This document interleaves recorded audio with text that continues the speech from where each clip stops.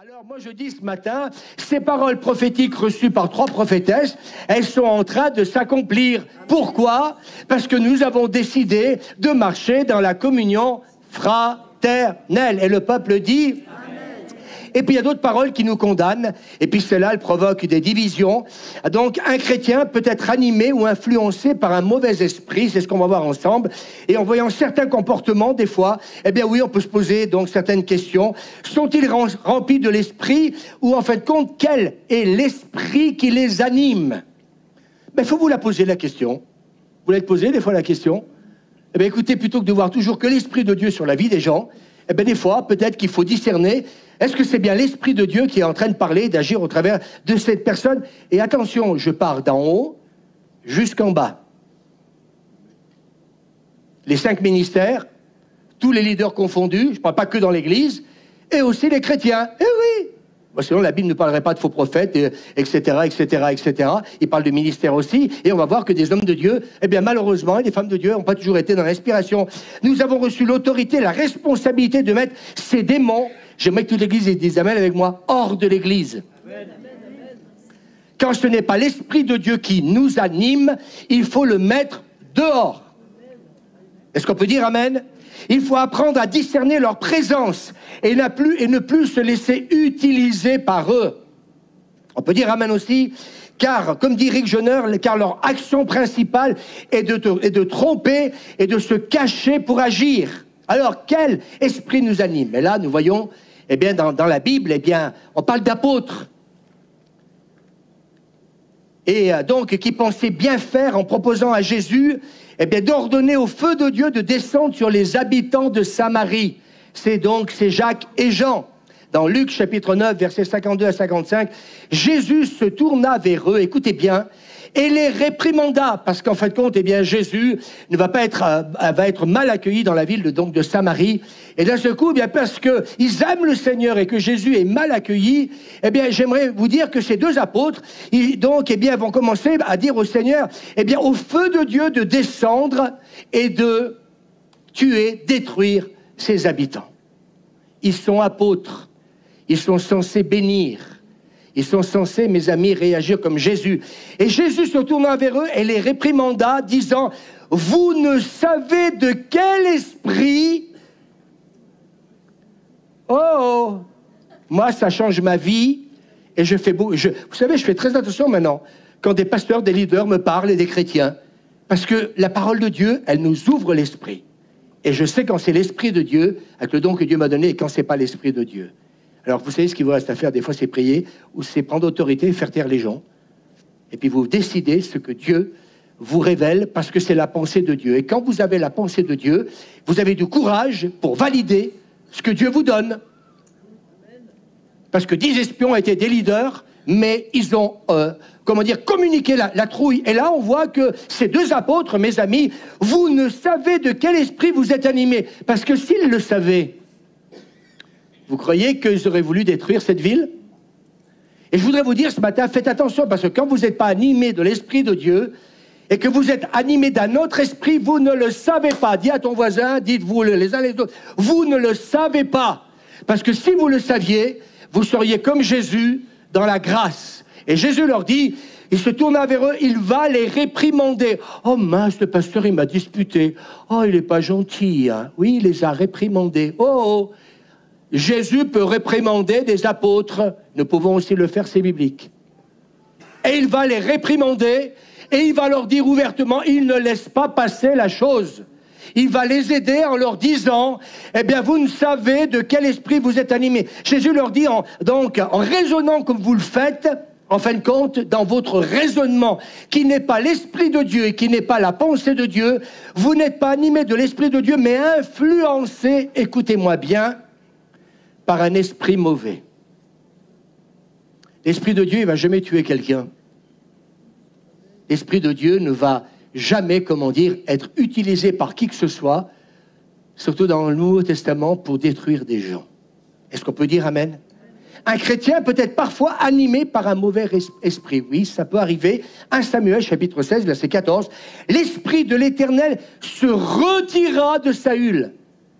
Waouh! Il faut peut-être un peu se poser des questions, hein? Et celui-ci fut tourmenté par un mauvais esprit.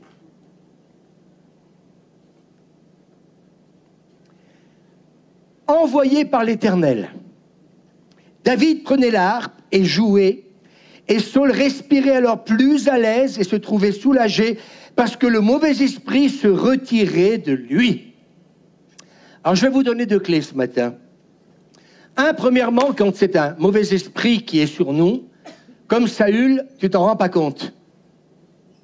Quand c'est un mauvais esprit qui t'anime, tu t'en rends pas compte. Ou alors très peu. Mais si vous lisez ce texte-là, il nous a dit qu'alors que David arrive et commence à jouer de la harpe, qu'est-ce qui va arriver? C'est la présence de Dieu. Parce que lui, il est animé de l'Esprit de Dieu, alors que Saül, à ce moment-là, est animé d'un mauvais esprit. Et moi, je bénis Dieu avec tout ce que j'ai entendu ce matin dans les paroles prophétiques, que quand l'Église se réunit, qu'elle est dans la vraie koinonia, qu'elle est remplie de l'Esprit, qu'elle est dans la communion fraternelle, à chaque fois que des gens vont venir dans l'Église et qui seront animés par un mauvais esprit, angoissés, ils arrivent, ils sont pas bien, et puis à un moment donné, d'un seul coup, le groupe de louanges, on commence par chanter, et bien d'un seul coup, eh bien l'esprit mauvais commence à se retirer, et d'un seul coup, la personne va dire, dimanche prochain, je reviens, parce que je déprimais, parce que j'étais pas bien, parce que je ne savais pas quel est l'esprit qui m'animait, mais aujourd'hui, je reconnais que parce que vous êtes rempli d'Esprit Saint, eh bien, le fait d'être rempli de l'Esprit Saint a complètement amené un bien intérieur, et j'ai senti que quelque chose était en train de s'en aller, de se retirer de moi. Est-ce qu'on peut dire Amen? Est-ce que vous me suivez? On n'a pas fini, vous allez voir ce matin. Et la clé, c'est 2 choses. La première clé, c'est la repentance. Une fois que vous avez compris, mes amis, que vous n'étiez pas remplis du Saint-Esprit et animés par un mauvais esprit, la première des choses, c'est la repentance. Et deuxièmement, eh bien, la présence de Dieu, à nouveau, va commencer par agir donc en nous. 1 Samuel, chapitre 13, Dieu a envoyé un mauvais esprit tourmenter Saül, et vous savez, Dieu a permis, il permet à ce que des mauvais esprits puissent venir sur nos vies. C'est marqué, oui ou non? C'est étonnant, c'est surprenant. Dieu permet. Il n'en est pas l'auteur, mais Dieu permet. Et vous allez voir avec moi ce matin pourquoi des fois Dieu permet, eh bien, que nous soyons influencés par un mauvais esprit. À cause de quoi? De la désobéissance, tout simplement. À cause du péché. Et par 2 fois, si vous relisez les textes, j'ai passé des heures à préparer ça. Ça ne s'est pas fait ni en 6 heures, ni en 8 heures. Il a fallu aller dans la parole de Dieu. Vous verrez tous les versets qui vont venir encore derrière. Mais j'aimerais dire une chose ce matin. Eh bien oui, par 2 reprises, Saül a désobéi à Dieu. Et j'aimerais vous dire qu'à un moment donné, quand Dieu va nous parler, eh bien si nous n'allons pas dans le chemin de la repentance, si on ne revient pas vers Dieu, j'aimerais vous dire que l'Esprit de Dieu risque de se retirer, comme c'est marqué, et à partir de là, nous allons être sous une influence, je peux le dire, d'aider. Et là, il faut un homme rempli de l'esprit, il faut un groupe de louanges extraordinaire que Dieu nous a donné, une église extraordinaire comme vous, pour qu'en jouant, en chantant, en louant, en adorant, la présence de Dieu va bénir toutes les personnes qui sont mal dans leur peau. Alors j'ai une bonne nouvelle à vous annoncer ce matin. Amenez des gens tourmentés, emmenez des gens dépressifs, emmener des gens qui sont mal dans leur peau, et plutôt que de les écouter en disant « je suis pas bien », etc. « va voir un psy, va voir un psychiatre, écoute, va voir ton médecin traitant, il va donner des antidépresseurs. » Mais qu'est-ce que vous êtes en train d'annoncer? L'évangile? Vous êtes en train d'être l'instrument de l'ennemi? Moi, quand j'en rencontre des gens, et tous les jours j'en ai au téléphone, je leur dis pas « allez voir le médecin ». Oui, il m'arrive de le faire quand à un moment donné... Eh bien, leur choix, c'est de pas venir à Dieu. Alors, dans ce cas-là, on va pas les laisser dans la Moïse. Il y a des professionnels, et heureusement que nous disons amen à ces professionnels aussi. Mais la meilleure des choses, c'est de venir à l'église. Est-ce qu'on peut dire amen? Dit Suzanne. À Dieu? Oui ou non? Les démons donc s'en sont pris à Saül et Dieu donne la permission. La permission pourquoi? Parce qu'il est dans la, dis à ton voisin, la désobéissance. C'est pas l'Esprit de Dieu un coup oui, un coup non. Non, c'est que dès que nous sommes dans la désobéissance, attention, c'est qu'est-ce qui va animer ta vie. Et le Nouveau Testament contient des exemples de personnes qui, écoutez, excusez-moi, mais qui ont été livrées à Satan et aux démons, des chrétiens. Anania et Saphira n'ont pas veillé à être remplis de l'Esprit. Et j'aimerais vous dire que ça a été encore plus loin, ils sont morts. Écoutez bien, et là, quand vous lisez un peu, j'ai un peu essayé de voir un peu ce que disaient plusieurs exégètes, et plusieurs disent, en fin de compte, ils sont morts alors que l'Église primitive était en train de vivre la vraie koinonia, qui avait des signes, des miracles et des prodiges. Eh bien, il nous est dit qu'ils sont morts afin de servir d'exemple à l'Église primitive. Actes chapitre 5, verset 1er. Alors Pierre lui dit, mais comment avez-vous pu? Là, il s'adresse à des gens qui sont passés par la nouvelle naissance. Comment avez-vous pu donc tromper, vous accorder, pour tromper? Oui, on peut même s'accorder. Hein. Les 10, ils se sont accordés ensemble. Parce que des fois, il y a des gens toutes seules, qui, peuvent influencer dans le mauvais sens. Et puis, des fois, faites attention parce qu'elles peuvent être en groupe aussi. Et j'aimerais vous dire que parfois, c'est pas pour ça que le groupe est nombreux qu'ils ont raison. Parce que là, il y en a 2 sur 10 qui sont animés de l'esprit, il y en a 10 qui sont animés par un esprit, on peut le dire, de peur. C'est pas l'esprit de Dieu. C'est l'esprit de peur. Vous accordez pour tromper, mentir au Saint-Esprit, pour mettre à l'épreuve l'esprit donc du Seigneur. Vous vous êtes accordés. Et là, mes amis, la sentence, elle tombe. C'est un seul exemple, mais il est là, et on ne peut pas ne pas en tenir compte. 2 Corinthiens chapitre 12, verset 7, Dieu a permis, écoutez bien, aussi à un messager de Satan de tourmenter Saint Paul. Pourquoi? Pour lui apprendre à dépendre de sa grâce et de sa puissance. Je me dis, vous savez, des fois on passe par des moments difficiles, mais j'aimerais vous dire, et j'ai compris ça depuis des années, c'est que parfois Dieu permet les moments difficiles pour qu'on puisse encore davantage dépendre de lui. Si tout était facile, on n'apprendrait pas la foi. Si tout était facile, on n'apprendrait pas la persévérance. C'est très bon ce que je suis en train de vous dire. Si tout était facile, mes amis, mais pourquoi venir à l'église? Et puis, je me rends compte que certains se contentent du culte du dimanche matin. Écoutez, continuez comme ça. Ne soyez pas surpris que si nous pouvons être remplis, être animés de l'esprit, mais si Rick dit qu'à la fin des temps, le diable va, envoyer des hordes de démons sur l'église pour essayer justement de l'arrêter dans ce réveil, alors moi, ma protection, c'est pas d'être seul avec Suzanne, c'est d'être avec vous. Est-ce qu'on peut dire amen? Et tous mes amis que nous avons en dehors de l'Église et qui veillent aussi sur nous. Donc il permet pour lui apprendre à dépendre de sa grâce et de sa puissance. Et puis là, on connaît un peu la raison. Et pour l'empêcher de s'enorgueillir. Alors je voudrais ce matin mettre en garde l'Église. Le réveil arrive. Il va y avoir une démonstration de signes, de miracles et de prodiges. Nous étions en train de parler dans la voiture vendredi soir en allant à Chambéry que dans les réveils, beaucoup sont tombés. Peut-être qu'il aurait fallu qu'un esprit soit un peu sur eux pour que justement ils puissent veiller, compte tenu de la grâce et de la puissance qui se manifestait au travers de leur ministère, pour les empêcher de s'enorgueillir. Et là, le Seigneur est en train de lui dire, en fin de compte, je vais t'apprendre à dépendre de ma grâce et de ma puissance et t'empêcher de t'enorgueillir, écoutez bien, à cause, la raison est donnée, de l'abondance des vérités spirituelles que tu as reçues. Et moi, j'aimerais vous dire ce matin, plus il va y avoir de révélations, plus, parce que certains se disent « Ah, moi j'aimerais voir Jésus.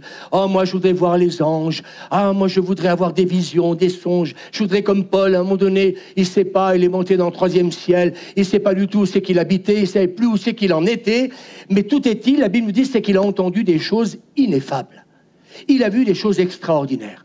Et Dieu est en train de lui dire, je permets ça parce que justement ma révélation est telle sur ta vie que ce qui peut, te faire chuter, c'est l'orgueil. Et moi, je mets en garde l'Église ce matin. Parce que le jour où tu vas prier qu'un mort va ressusciter, Un jour que tu vas prier et que les paralytiques vont se lever.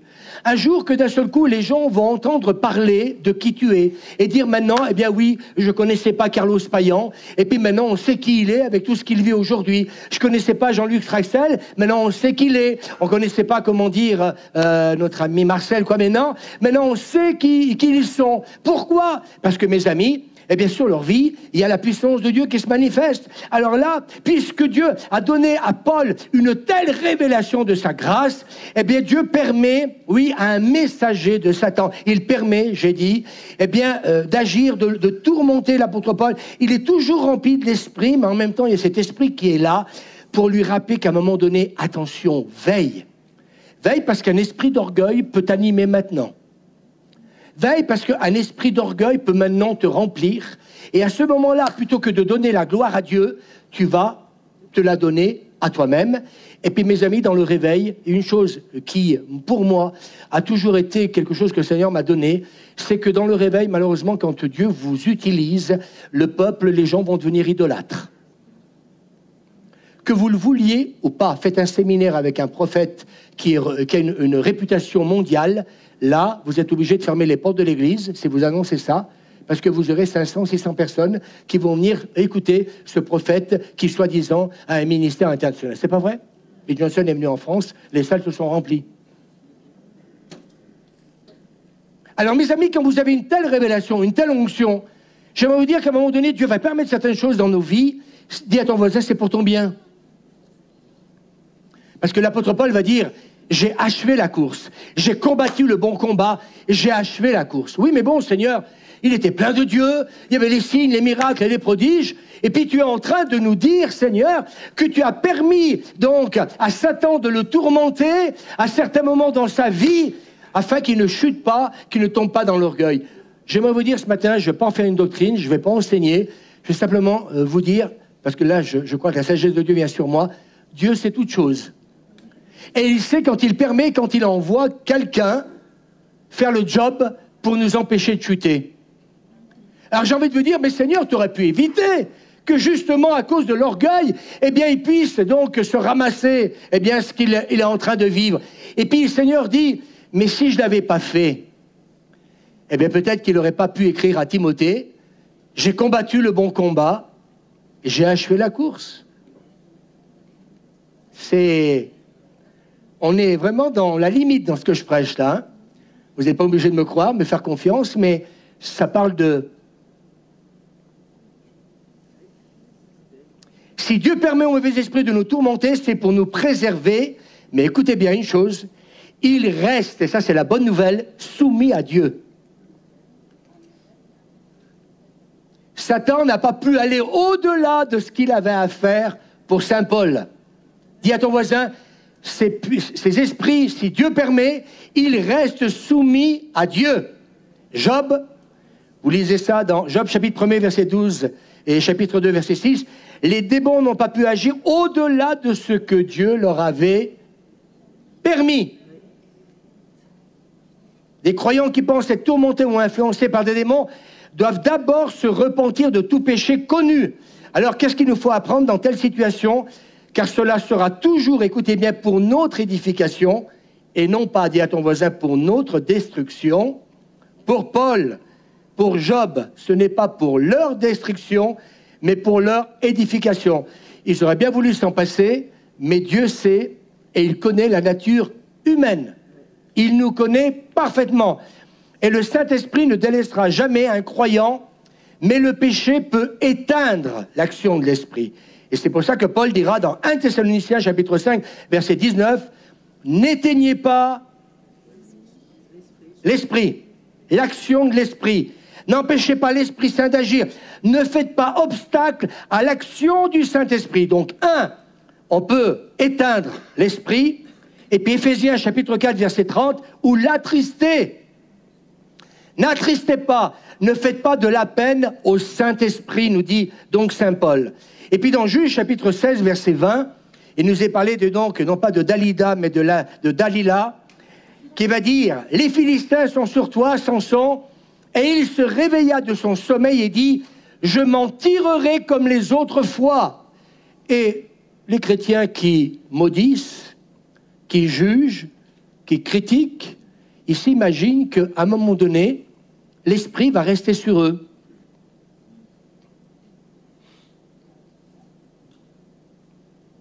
Il sait se retirer. Puis des fois, les gens me disent « Oh, pasteur, je ne sens plus la présence de Dieu. » T'as veillé sur ta bouche? T'as dit quoi cette semaine sur ton pasteur? Sur la pasteuse? Qu'est-ce que tu as dit cette semaine sur un membre de l'église, sur Pierre ou Paul? Qu'est-ce que tu as dit? Sur ton voisin? Sur ton président? Sur le gouvernement? Sur le maire? Qu'est-ce que tu as dit cette semaine? Et puis on voudrait constamment être plein de Dieu. Moi, vous savez, quand je viens ici le dimanche matin, je viens pas ici à 8 h avec Suzanne parce que je suis plus spirituel que vous. Je viens parce que pour ma part, le plus important, c'est être en communion avec lui. C'est sentir sa présence. Et puis, Seigneur, montre-moi s'il y a quelque chose qui ne va pas, pour que je m'en repente et je prenne le temps, avant d'arriver ici, de faire ce qu'il y a à faire. Et donc, je m'en tirerai que les autres fois, et je me dégagerai. Samson dit, il ne savait pas, écoutez bien, que l'Éternel s'était détourné, lui avait retiré son aide. Le Seigneur s'était retiré de lui. Là, j'ai travaillé plusieurs versions, j'ai beaucoup aimé ces versions. Je vais le redire. Il ne savait pas que l'Éternel s'était... Il ne savait pas.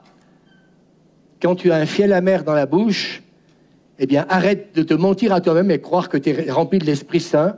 Ça, tu peux le faire croire à qui tu veux, mais pas à lui.